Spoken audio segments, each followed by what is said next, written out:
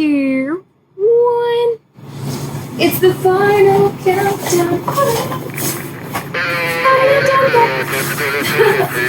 Alright, welcome back to Wicked Wednesdays with Just Kaitlyn. I'm here with the awesome Q with the Obnoxious Boot. How are you doing today? I'm hanging in there. Nice, nice. So, Q, the Obnoxious Boot, tell me about it today.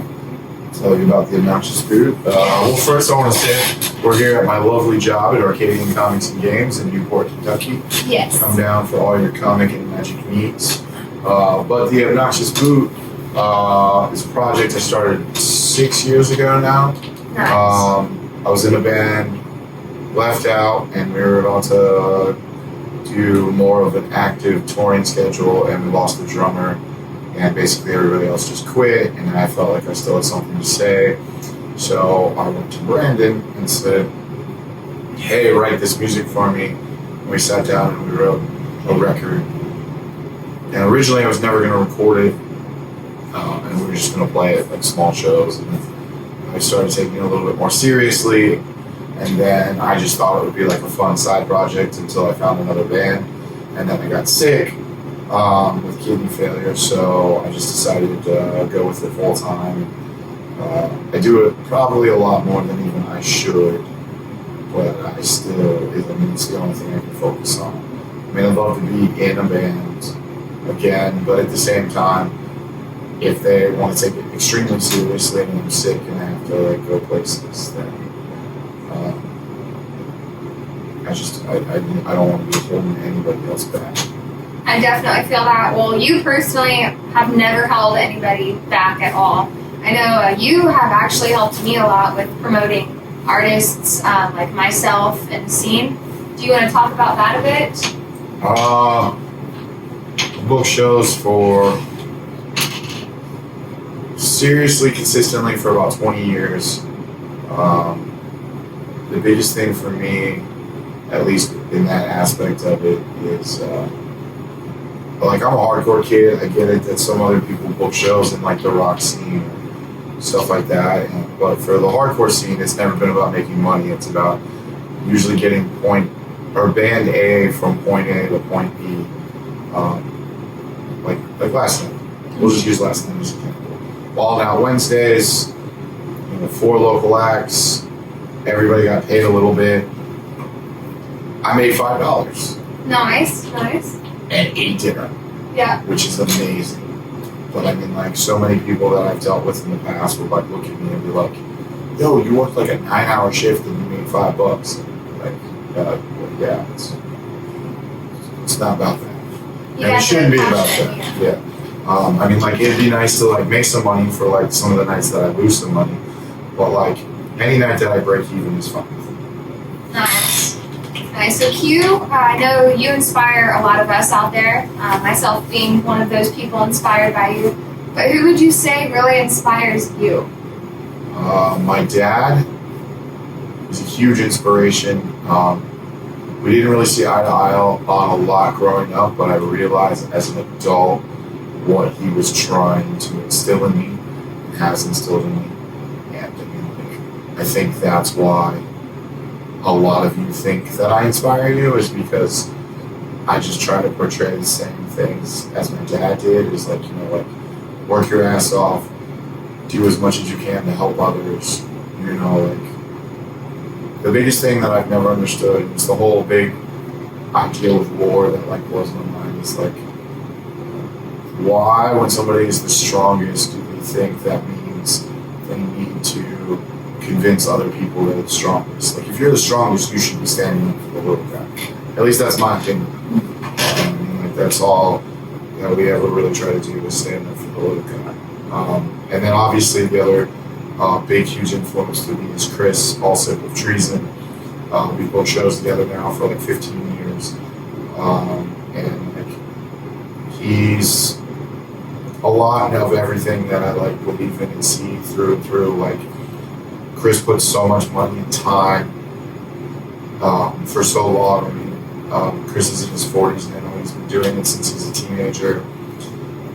He just, puts a lot of time and effort, doesn't get a lot back. Sometimes it's stressful, but like, both of us will tell you, like, you have that one kid that comes up and goes, like, yo, man, this is a great show, thank you, and it makes it all fucking worth it. Definitely. I couldn't agree more. Speaking of shows, I know that you've had to travel quite a ways with your music through the years. Where's the furthest you would say that you've journeyed with your music? To play with my music, with other people's music, or what? All of the above, maybe? The furthest Boot has played is Minnesota and south down to Florida. Nice. The furthest that I've played in a band on the road, I guess, would be California. I've played at some point in different bands 49 of the 50 states. I've never played Hawaii. Oh gosh, But nice. I did do a stand-up spoken word set in Alaska. Wow. When I went there as an early 20-year-old. And then working with bands, I've gone to different countries, Canada, Europe, other places.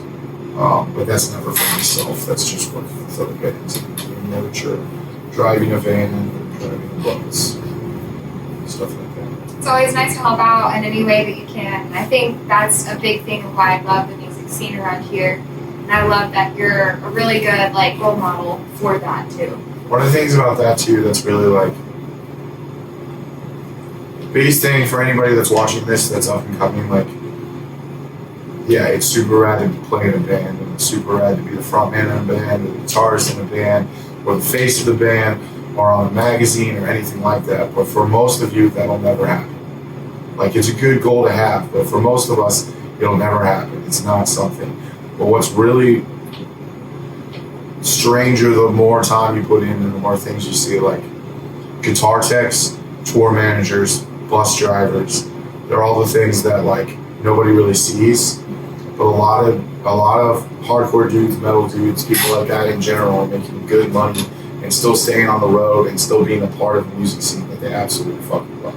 Yeah. And there's so much side, behind the scenes type stuff, and that's kind of why being a promoter, at least when I first started, nowadays, the word promoter is kind of a bad word, and there are some people in town that have made it a bad word, which, and I mean, They shall not be named. everybody has their own path that they need to travel, and I try to stay off of that path of theirs. I'm not gonna shit talk them. Everybody lives their life differently. Everybody has a different opinion. I just would like to stay on my own path and let them stay on their path and just let the rest of it go. Nice. Q, so if you had to choose a favorite venue that you've played at, where would you choose?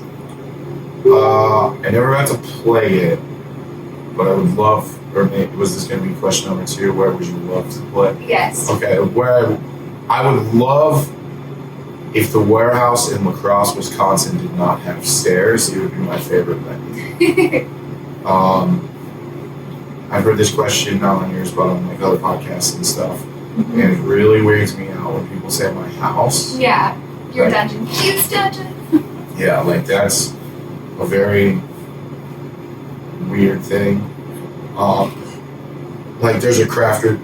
I think there's 2 or 3 different T-shirts with photo shots from my basement. Nice. That enough is just weird to me. Biggest thing at the end of the day, I'm a hardcore kid. I don't think anything I do is important. It's important to individual peoples, but in the long run of things, I'll never be famous. I'll never have clout. I'll never be a big name or anything like that. And that's fine with me. I don't want any of that. I just want, everybody around here tries to act like I'm an important person and what keeps the scene going. And the only reason it's like that is just because everybody else just needs to step up. And you that come to shows, you're the reason the scene keeps going. Mm-hmm. And if you disappear, and some people do disappear, and I get it, life happens. When you do disappear, that's where the scene goes. It never really had to do with a bad promoter. It doesn't have to do with bands not coming through. It has to do with some people get bored, some people have kids, some people get a job, some people's parents get sick. Life happens, and it's just, can you find the time, to show up to 1 or 2 shows a month. Like, I'm not asking for anybody to be like me and insane and go to 7 shows a week and like sometimes multiple shows a night. That's just awesome. to like represent and like promote and like try to like talk to people and just like keep a little bit of like friendship in between the scenes stuff. But I mean, beyond that, I mean, like I don't really care. Like, you're just as important to this scene as I am. Nathan Hill is just as important as Chris is. And everybody is equally important. Like, we're all just a I can't think of the word right now, but we're all the same. Like, we're all part of an environment of like organisms that are all working together. Like, nobody is one without the other. Like, everybody needs to get out of their head that they're more important than they actually are, because none of us are. Where's the love? I always talk about that. Yeah. If you've peeped any of my sets, you know I'm always about that. So Q, if you had to pick 5 favorite artists, I know it's hard sometimes to like narrow it down to 5. Who would they be? Alice in Chains, Earth Crisis, Kesha, Candlebox, Machine Head. Oh my gosh, you repped Kesha. She is my babe. Fun fact, I actually met her in 2013 and she told me I was beautiful. I met her at a Bogart show. She was very polite. Yes. More polite than her security. I bet.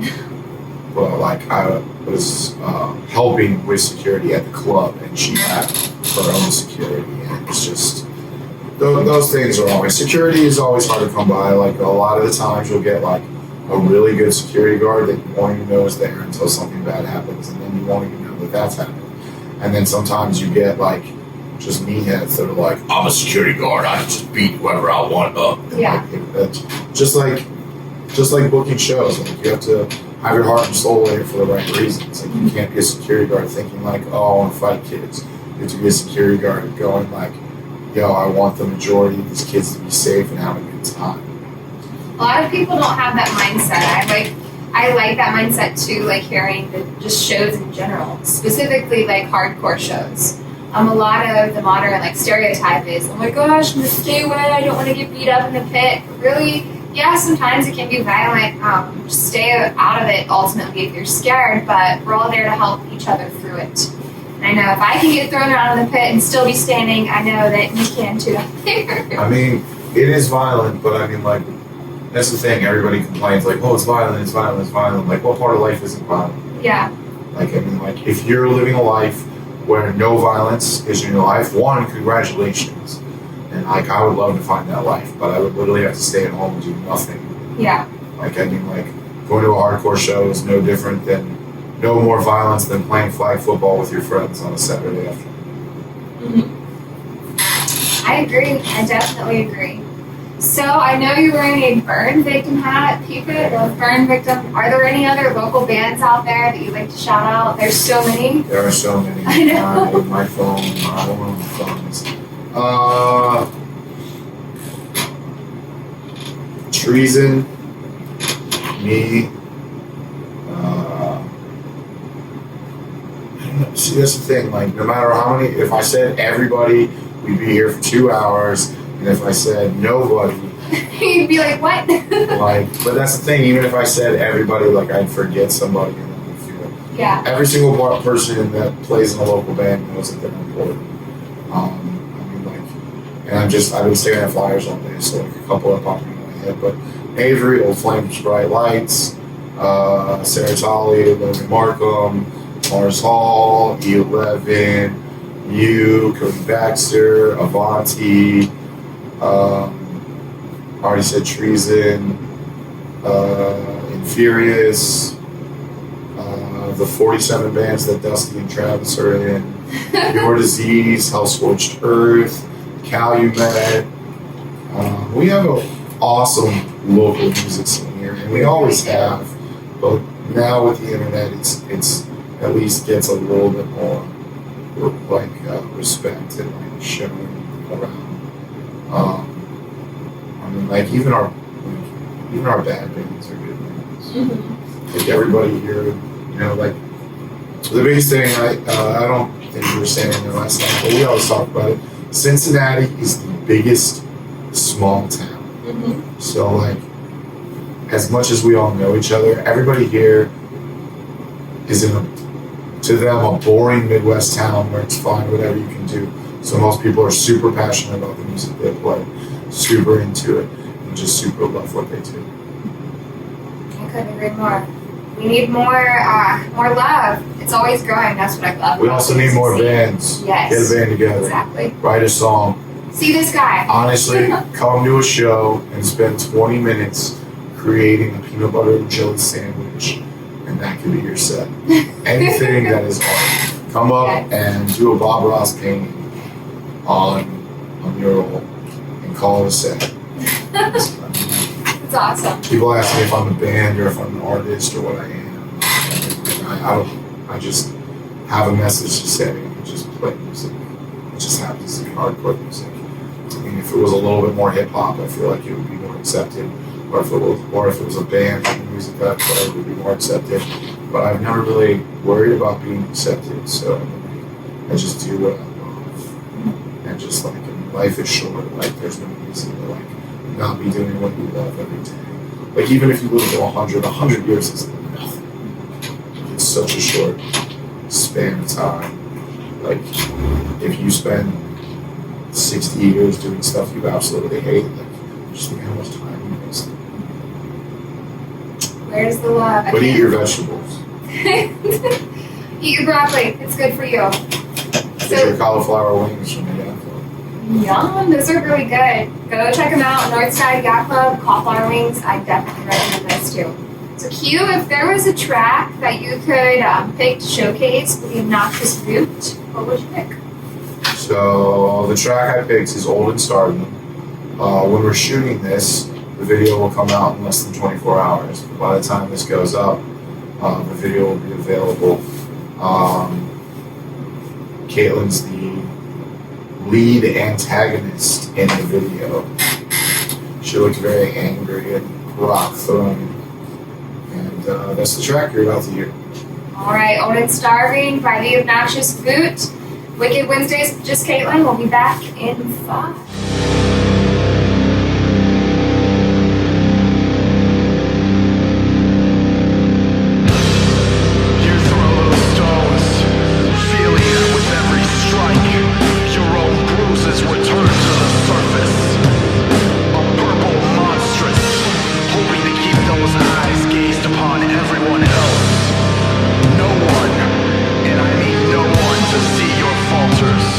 So equal.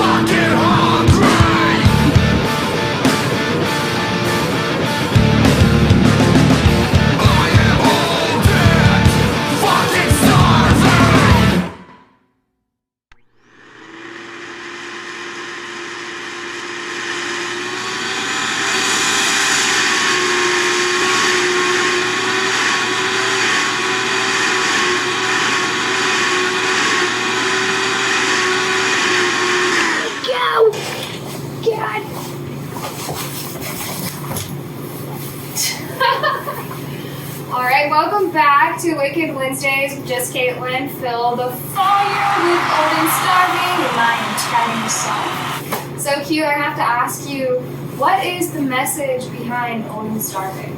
So musically, Old and Starving is a play off of actually 3 different Crafter songs. Crafter's a band that's been a huge influence to me, even though they're a younger band, but we've done a couple tours together, and this year they ended up actually breaking up, splitting up, and they're doing different things. Check out Dare to Be and Pushed Out. So basically, as a joke, I always said that I was going to do a song called Old and Starving because they have a song Young and Hungry, and then this is what basically came of that. But then lyrically, it kind of came to this whole like cancel culture and like stone throwing that we live in now, where just like I really feel that most people that are out there like throwing stones at other people's and beating them down and holding them down have the most bruises hidden underneath, and that's what the video is really about. It's about and the song, it's just about like standing up for yourself while finding that thin line and not tearing somebody else down just because you've been torn down yourself so much. Like, it's more about the love, less about the hate. Like, anger is a natural human emotion. Grudges are not. Grudges are a waste of time. You can hold a grudge for 40 years and you've just wasted 40 years on a grudge. 5-minute anger over something and then letting life keep going, that's the way to go. Life is definitely about the choices you make and the reactions and actions that come up off of that. You're not always in control of everything that surrounds you, so I think a lot of your lyrics preach about like loving one another, you know, just be yourself, express yourself. Life is short, like you said, so we're all here to help one another. Q, I have to ask, what is your favorite film? It's a Wonderful Life. Aw, nice. And then Fear and Loathing in Las Vegas, and then Requiem for a Dream. Requiem for a Dream? Top 3. Oh, I would not have picked. That's awesome. Requiem for a Dream came out my senior year of high school, and they only showed it at the Esquire in Clifton. Yeah. And I saw it, I think, like 37 times that spring. So That's awesome. Darren Aronofsky's the man. Nice, nice. What's your favorite ice cream flavor?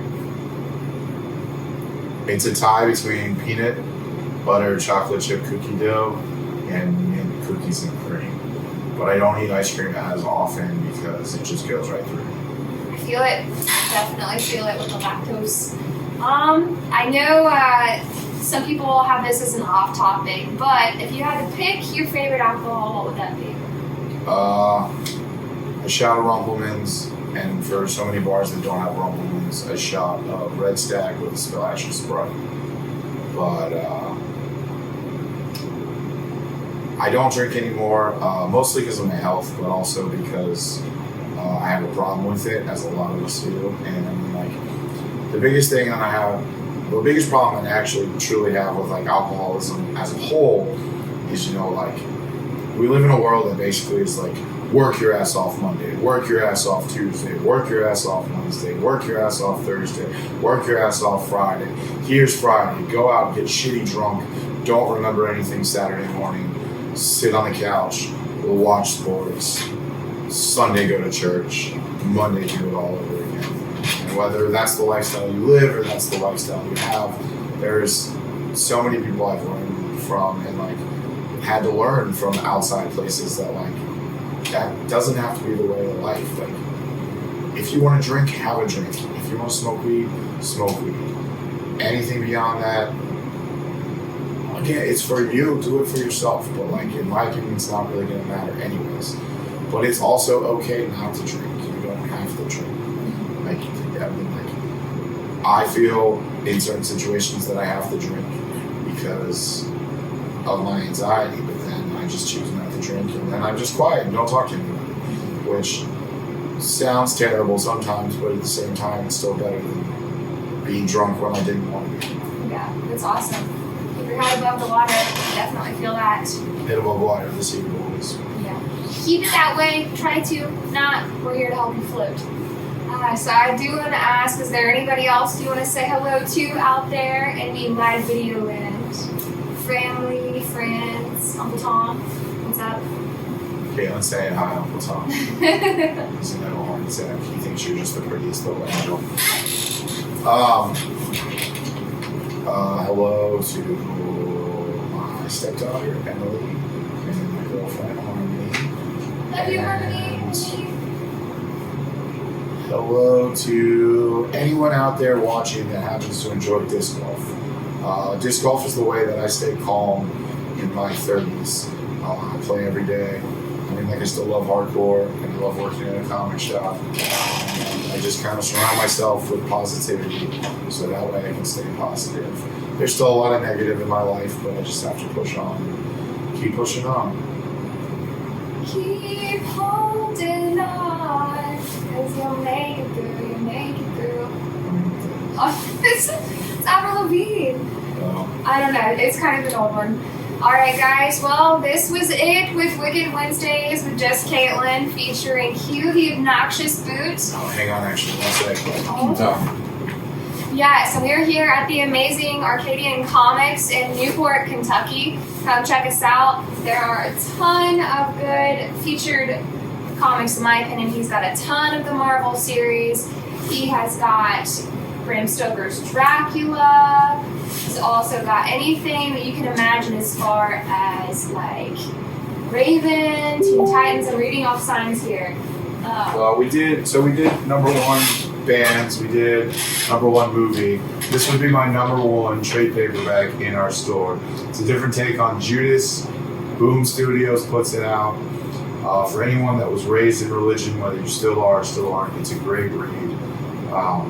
It kind of takes a different story on what the Bible would tell you, but definitely reminds you of elements of things that you've read in the Bible. Whereas, like, even just Jesus' font isn't red like it was in the Bible for all of us kids growing up. Even if you're not religious at all, it's still a great read. It's a good, passionate story, and it's our number one recommend. It's our number one book here of 2018. So check it out if you get a chance.